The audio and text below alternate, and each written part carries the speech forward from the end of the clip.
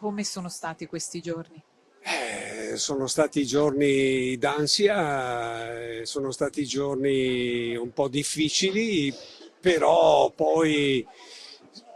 eravamo sempre in collegamento sia con il figlio che con anche i vari responsabili e ci hanno rassicurato che i figli stanno bene, che sono al sicuro e quindi ci siamo un po' tranquillizzati. Hanno lavorato benissimo poi il governo degli Emirati con il nostro governo, l'unità di crisi, la Farnesina, il consolato, gli ambasciatori, tutti per realizzare ecco, questo rientro che è stato in sicurezza, e minorenni da soli ed erano